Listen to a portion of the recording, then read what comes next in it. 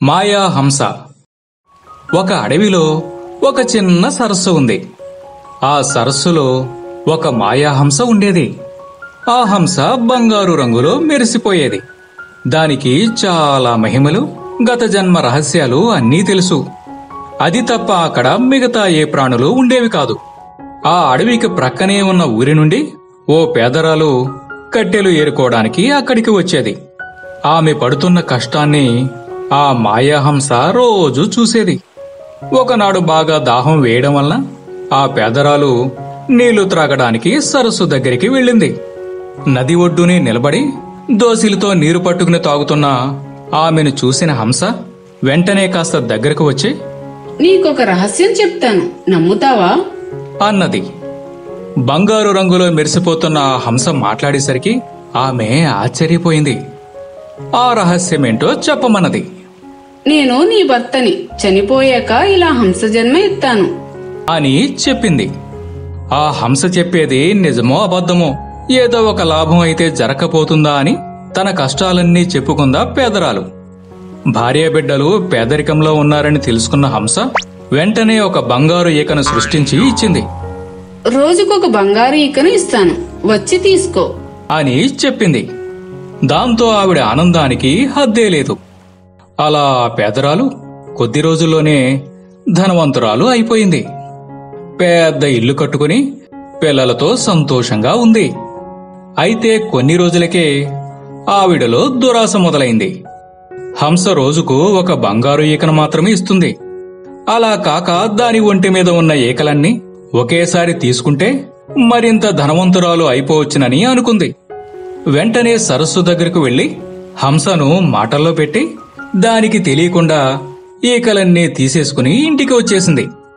అసలే అది మాయాహంసేమో. దాని మహిమ కారణంగా ఇంటికి వచ్చాక చూస్తే ఆ ఈకలన్నీ బూడిదలా మారిపోయాయి. తిరిగి ఆమె ఎప్పటిలా పేదరాలిగా మిగిలిపోయింది. ఈ కథలో నీతి ఏమిటంటే, దురాశ దుఃఖానికి చేటు. ఒక రొట్టె రెండు పిల్లుల కథ. అనగనగా ఓ అడవిలో రెండు పిల్లులు ఉండేవి. అందులో ఒక దాని పేరు చింటూ అయితే మరొక దాని పేరు మింటూ. చింటూ మింటూలు ఎప్పుడూ కలిసిమెలిసి ఉండేవి. అవి రెండు రోజంతా తిరుగుతూ కావలసినంత ఆహారం సంపాదించుకొని సమానంగా పంచుకుని తినేవి. అయితే కాలం ఎప్పుడు ఒకేలా ఉండదు కదా. వారం రోజులుగా వాటికి సరైన ఆహారమే దొరకలేదు. దాంతో చాలా ఆకలి మీద ఉన్నాయి. ఆహారం కోసం తిరగ్గా వాటికి ఒక రొట్టె కనిపించింది. ఆ రొట్టెను వేగంగా తీసుకుని చింటూ మింటూలు ఒక చెట్టు దగ్గరికి పరుగు తీశాయి. చెట్టు కిందకి చేరి అవి రెండు ఆ రొట్టె నాదంటే నాదంటూ దెబ్బలాడుకోవడం మొదలుపెట్టాయి. ఈ రొట్టెను ముందుగా నేను చూశాను కాబట్టి ఇది నాది అని చింటూ పిల్లి అంది. అమ్మా, దీనిని ముందుగా నేను ముట్టుకున్నాను కాబట్టి ఇది నాది అని మింటూ పిల్లి అంది. ఎంతసేపటికి వారి గొడవ తీరలేదు. రొట్టె నాదంటే నాదని హోరాహోరీగా గొడవ పడుతున్న ఆ పిల్లులను చెట్టు మీదున్న ఒక కోతి చూసింది. ఒక రొట్టె కోసం రెండు పిల్లులు భలే పోట్లాడుకుంటున్నాయే. ఈరోజు నేను కష్టపడకుండానే నాకు ఆహారం దొరికేలా ఉంది అనుకుని క్రిందికి దిగిన కోతి కొట్టుకుంటున్న పిల్లులను విడదీసింది. మిత్రులారా, ఇంత చిన్న విషయానికి ఎందుకు దెబ్బలాడుకుంటున్నారు? చెట్టు మీద ఒక్కదాన్నే కోతి కొమ్మచ్చి ఆడుకుంటూ ఖాళీగా ఉన్నాను. పిలిస్తే నేను వచ్చేదాన్నిగా. సరేలే, ముందు ఆ రొట్టె ఇలా ఇవ్వండి, మీ ఇద్దరికి సమానంగా నేను పనిచేస్తాను అని ఉచిత సలహా ఇచ్చింది. ఇద్దరూ కొట్టుకోవడం కంటే కోతి సహాయం తీసుకోవడం సరైందనుకున్నారు చింటూ మింటూలు. వెంటనే ఆ రొట్టెను కోతికి అందించాయి. కోతి ఆ రొట్టెని రెండుగా చేసింది. ఆనందంగా తమ తమ రొట్టె ముక్కలను పిల్లులు తీసుకోబోతుంటే, అయ్యో, ఒక ముక్క పెద్దగా ఉందే అని కోతి ఆ పెద్దగా ఉన్న ముక్కను కొంచెం కొరికి తినేసింది. రెండో భాగాన్ని చూస్తూ, అరెరే, ఇప్పుడు ఈ ముక్క పెద్దగా అయిపోయింది అని రెండో ముక్కలో కొంచెం తినేసింది. అలా రెండు సమాన భాగాలు చేస్తానంటూ గడుసరి కోతి కొంచెం కొంచెంగా రొట్టె మొత్తం తినేసింది. తర్వాత చెట్టుకున్న చెట్టెక్కి కూర్చుంది. చింటూ మింటూ పిల్లులు ఆశ్చర్యంతో చూస్తూ ఉండిపోయాయి. మిత్రులారా, రొట్టె చాలా రుచిగా ఉంది. నా ఆకలి కూడా తీరిపోయింది. మళ్ళీ ఎప్పుడైనా పంపకాల్లో తేడాలు వస్తే దెబ్బలాడుకోకుండా నా దగ్గరికే రండి. ఇక దయచేయండి అని బెక్కిరిచ్చింది. పాపం చింటూ మింటూలు తాము చేసిన తప్పేంటో తెలుసుకుని చాలా నిరాశగా వెనుతిరిగాయి. ఈ కథలో నీతి ఏమిటంటే, అకారణంగా ఇద్దరు కొట్టుకుంటే అది మూడో వాడికి లభిస్తుంది. కొంగ దొంగ జపం. ఒక అడవిలో చిన్న చెరువు ఉండేది. అందులో రకరకాల చేపలు, ఒక ఎండ్రకాయ కలిసిమెలిసి జీవిస్తూ ఉండేవి. అయితే వీటితో స్నేహం చేయాలని ఒక ముసలి కొంగ ఎప్పుడూ ప్రయత్నిస్తూ ఉండేది. చేపలు మిమ్మల్ని చూస్తుంటే చాలా ముచ్చటేస్తుంది. నన్ను కూడా మీతో స్నేహం చేయనివ్వరు అని అడిగింది కొంగ. అమ్మో, మీతో స్నేహమే? మీ కొంగలకు మా జాతి వారు ఇప్పటికే చాలా మంది ఆహారం అయిపోయారు. వద్దు అంది ఓ చేప. మీకు తెలియనట్టుంది, నేను ప్రాణులను చంపి తినకూడదని ఒట్టు పెట్టుకున్నాను. ఆకులు అలములు మాత్రమే తింటున్నాను. అందుకే చూసారా ఎంత చిక్కిపోయానో అంటూ నీరసం నటించింది కొంగ. ఏదేమైనా మేం నీతో స్నేహం చేయం. నీది మాది బద్ధ శత్రువుల జాతి అంది మరో చేప. సరేలే, నాకు మీతో స్నేహం చేసే అదృష్టం లేదనుకుంటాను. వచ్చే జన్మలోనైనా నన్ను చేపలా పుట్టించమని ఆ దేవుణ్ణి వేడుకుంటాను అంటూ బాధపడుతూ నెమ్మదిగా నడుచుకుంటూ వెళ్ళిపోయింది. ఇలా కొంతకాలం గడిచింది. ఒకరోజు కొంగ చెరువు మధ్యలో ఒంటి కాలిపై నిలబడి జపం చేయసాగింది. ఏంటి, మాతో స్నేహం కోసం జపం చేస్తున్నావా అని ఒక చేప అనగానే, అవునవును, కొంగ జపం దొంగ జపం అంటూ మిగిలిన చేపలు నవ్వాయి. నవ్వండి, నేనేం బాధపడను. కానీ నా ఈ జపం మిత్రులైన మీకోసమే అని తెలుసుంటే చాలు అంది కొంగ. మరో పక్షం రోజుల్లో ఎండల దాటికి ఈ చెరువు ఎండిపోతుందట. నిన్ననే ఆకాశవాణి నాతో చెప్పింది. ఆ తరువాత మీ పరిస్థితి తలుచుకోగానే రాత్రి నుంచి ముద్ద దిగడం లేదు అంది కొంగ ఒంటి కన్నుతో జపం చేస్తూ. ఆ మాట వినగానే వాటిపై ప్రాణాలు పైనే పోయాయి. ఇప్పుడేం చేయాలా అని అన్ని చేపలు ఆలోచనలో పడ్డాయి. మీరు వింటానంటే ఓ ఉపాయం చెప్తాను అంది కొంగ. చెప్పు వెంటనే చెప్పు అన్నాయి చేపలు. దగ్గరలో మరో పెద్ద చెరువు ఉంది. అది అన్ని కాలాల్లోనూ నీటితో నిండి ఉంటుంది. రకరకాల ప్రాణులతో నిత్యం కలకల్లాడుతూ ఉంటుంది. అక్కడికి వెళ్ళడం మంచిదని నా అభిప్రాయం. నీవు చెప్పింది బాగానే ఉంది, కానీ మేమంతా అక్కడికి చేరడం ఎలా? సందేహం వెళ్ళబుచ్చింది ఎండ్రకాయ. అపాయం గురించి చెప్పిన దాన్ని ఉపాయం ఆలోచించకుండా ఉంటానా? మిమ్మల్ని అందరినీ ఒక్కొక్కరిగా తీసుకువెళ్ళి భద్రంగా ఆ చెరువులో వదిలేస్తాను, సరేనా? సరే అన్ని ముక్త కంఠంతో బదులిచ్చాయి. ఆ విధంగా మొదటి చేపను తన నోట కరుచుకుని ఎగిరిపోయింది కొంగ.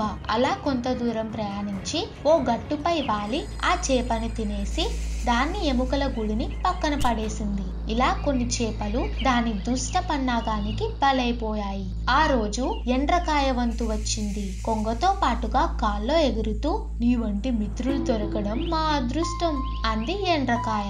అవునవును, నీ వంటి బుద్ధిహీనులు దొరకడం నా అదృష్టం కూడా అని పగలబడి నవ్వసాగింది. కొంగ ప్రవర్తనలో మార్పును గ్రహించిన ఎండ్రకాయ తనను చెప్పిన చోటుకు కాకుండా ఎటో తీసుకువెళ్తున్నట్లు పసిగట్టింది. ఆ ప్రయాణంలో నేల మీద తన మిత్రుల అస్థి పంజరాలను చూసిన ఎండ్రకాయకు కొంగ తమను అందర్నీ నమ్మించి మోసం చేసిందని అర్థమైపోయింది. కోపంతో రగిలిపోతుంది. ఒక్కసారిగా కొంగ మెడను కొరికి చంపేస్తుంది. తర్వాత చెరువుకు చేరుకుని కొంగ చేసిన మోసం మిగిలిన చేపలకు చెబుతుంది. తమ మిత్రులు కొందరు దూరం కావడంతో అంతా బాధపడతారు. ఈ కథలో నీతి ఏమిటంటే, తీయని మాటల వెనుక ఏదో ఒక మోసం దాగి ఉంటుంది. జాగ్రత్తగా నడుచుకోవాలి.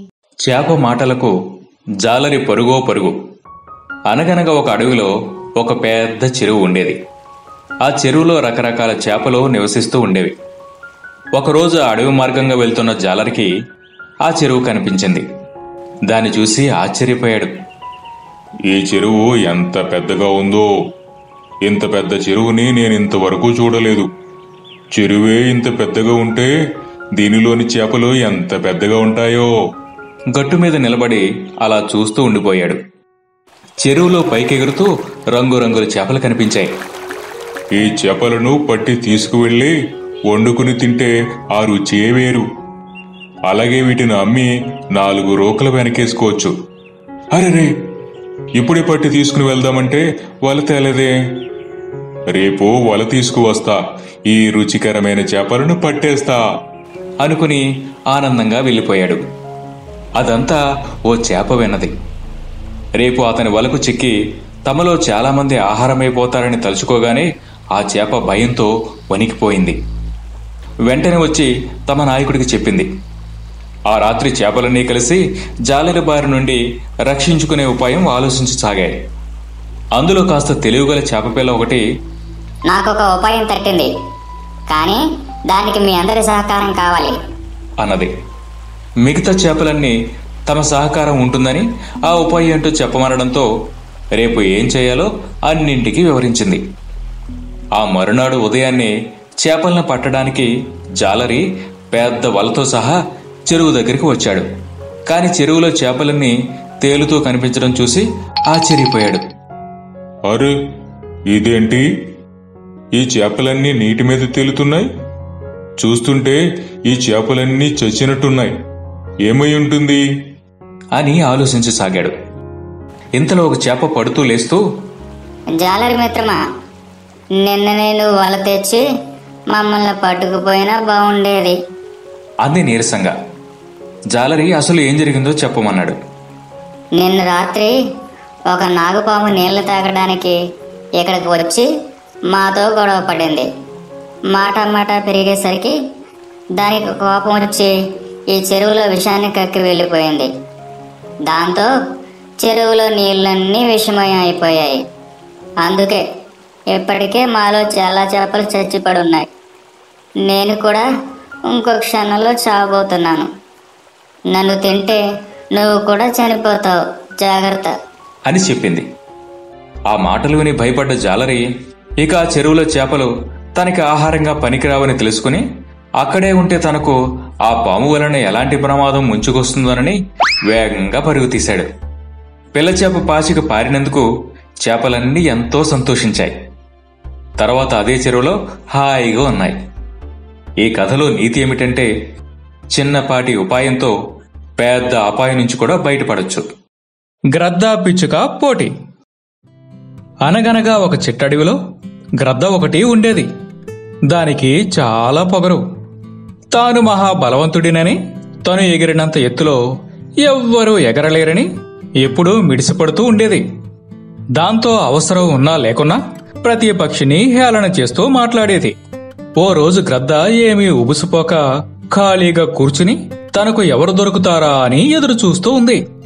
అప్పుడే అటువైపుగా ఎగురుతూ వెళ్తున్న పిచ్చుకను ఆపి, పిడికెడు కండ కూడా లేదు, కనీసం అందంగా ఎగరడం కూడా వచ్చినట్టు లేదు, చూస్తే నా కళ్ళ ముందు ఏదో పురుగు గెంతినట్టుగా ఉంది అని వేళాకోలమాడింది. ఆ మాటలకి పిచ్చుకకి చాలా కోపం వచ్చింది. నేను నీలా ఆకాశంలో ఎగరాల్సిన అవసరం లేదు, ఎవరి సామర్థ్యం వాళ్ళది అన్నదది. ఓహో అలాగా, అయితే నాతో పందెం కాసి నీ సామర్థ్యంతో నన్ను ఓడించి చూద్దాం అన్నది గ్రద్ద విక్కిరిస్తూ. పోటీకి పిచ్చుక ఒప్పుకుంది. వెంటనే పోటీ ఏంటో చెప్పమన్నది గ్రద్ద. ఇక్కడి నుండే మనం ఎగిరే పోటీ మొదలు పెడదాం. ఆ దూరంగా కనిపిస్తున్న జడల మర్రి చెట్టుని దాటుకుని మళ్ళీ ఇక్కడికి ముందు వచ్చిన వాళ్లే విజేత అన్నది పిచ్చుక. దానికి గ్రద్ద సరేనంది. అసలే గ్రద్ద మాయలు మారిది. అందుకే అక్కడ చుట్టుప్రక్కల చెట్ల మీద ఉండే పక్షులన్నీ న్యాయ నిర్ణేతలుగా ఉంటామన్నాయి. పందెం మొదలైందో లేదో పిచ్చుక తుర్రున ఎగురుకుంటూ వెళ్లిపోయింది. గెలుపు ఎలాగూ తనదే అన్న ధీమతో ఉన్న గ్రద్ద ఎలాంటి తొందర లేకుండా తన బలమైన రెక్కలను విదిల్చుకుని పోటీలోకి దిగింది. అవి రెండూ చెట్ల మధ్య నుండి ఎగరసాగాయి. అయితే జడల మర్రి చెట్టు చాలా పెద్దది. అది లెక్కలేనన్ని ఓడలతో బాగా దట్టంగా ఉంది. గ్రద్ద చాలా వేగంగా ఏమాత్రం ఆలోచించకుండా మర్రి చెట్టులోకి దూసుకెళ్ళింది. దాంతో రెక్కలు రెండు సన్నటి ఓడల మధ్య చిక్కుకుపోయాయి. అది ముందుకు వెళ్లలేక వెనక్కి రాలేక బాధతో అల్లాడిపోయింది. పిచ్చుక సన్నగా చిన్నగా ఉండడం వల్ల కొమ్మల్లోకి దూరి ఆకుల మధ్య ఖాళీ చేసుకుంటూ బయటకు వచ్చి గమ్యస్థానానికి చేరుకుని విజేతగా నిలిచింది. తర్వాత పిచ్చుక కోరిక మేరకు మిగిలిన పక్షులన్నీ వచ్చి ఓడలని మెల్లగా తొలిచి వాటిలో చిక్కుకున్న గ్రద్దని కాపాడాయి. ప్రకృతిలో అందరూ సమానమే అని తెలుసుకున్న గ్రద్ద ఆనాటి నుండి ఎవ్వరినీ ఇబ్బంది పెట్టలేదు. అడవిలోని అందరితో కలిసిమెలిసి జీవించింది.